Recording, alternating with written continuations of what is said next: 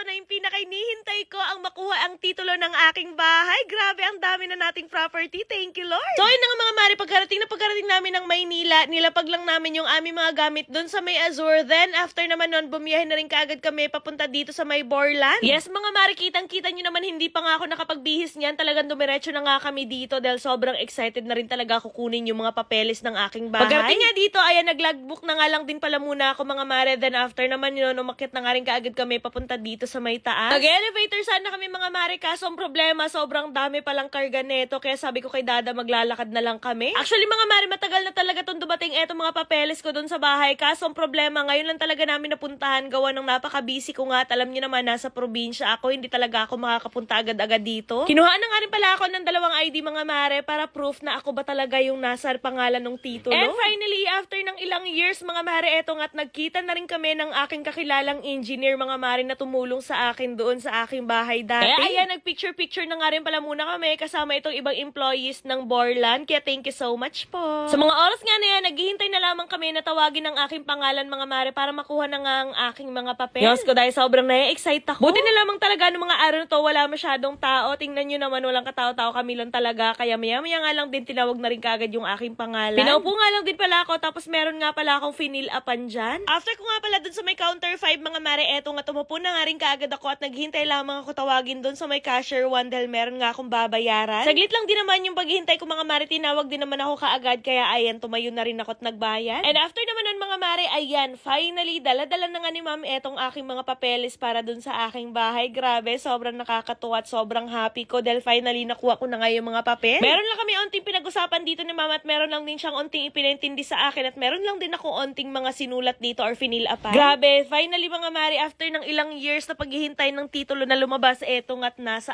akin na, hawak kamay ko na. Ilang years din kasi talaga ako naghintay neto mga mare kasi after ko siya ma-fully paid, kailangan 1 or 2 years pa siya bago makuha yung titulo, di ba? Napakatagal. Sila na rin kasi yung nag-aasikaso para sa patitulo mga mare. So yun talaga, inaasikaso ko na rin eto mga papel mga mare para kapag ka may bibili na ng bahay, madali na lang talaga ang transaction, madali na lang mag-transfer, ganon. And finally, after ng ilang years mga mare, eto nga't hawak kamay ko na ang mga papeles at ang titulo ng aking bahay. Kaya thank you so much, Lord. So yun, after nga pala namin makuha yung papeles ng aming bahay mga mare, eto nga't naghihintay na nga kami ng masasakyan namin. Nag-book nga lang din pala ako ng Grab dyan para hindi na kami mahirapan magpara-para ng taxi. Yun lang din talaga isa sa problema mga mare pag andito kami sa Maynila tapos wala kaming sasakyan. Ay nako, napakahirap talaga mag-commute. Napakamahal din kasi ng Grab pero sige lang, laban lang, go lang, push lang. Paminsan-minsan lang naman kami nandito sa Maynila kaya sige, laban na yarn, ganon. O siya mga mare, yan lang muna ang update for today's video. See you on my next vlog. Mwah!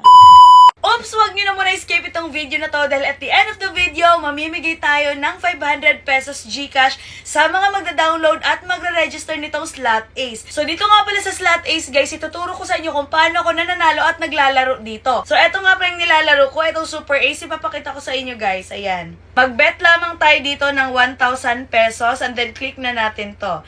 And then, let's go! 400! Ayan! 400! Ayan! 200 ulit! 200 ulit! Ayan! 800! 800! Ay!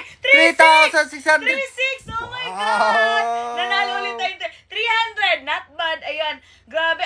2,400! 2,400! Ayan! Well! Hala, laki! 24,000! Oh my God! Massive with Grabe. 26,000! Ang laki! Oh my God! Kaya sa mga gusto manalo at maglaro, i-download nyo na ang Slot Ace na sa comment section ng link at mag-register na rin kayo. Maglagay lang kayo ng proof na kayo ay nag-register at nag-download. Baka kayo na ang mapipili ko sa ating 500 pesos GCash na ipapamigay ngayon. At kung gusto nyo nga mag-download at mag-register, merong link dyan sa comment section, i-click nyo lang yan.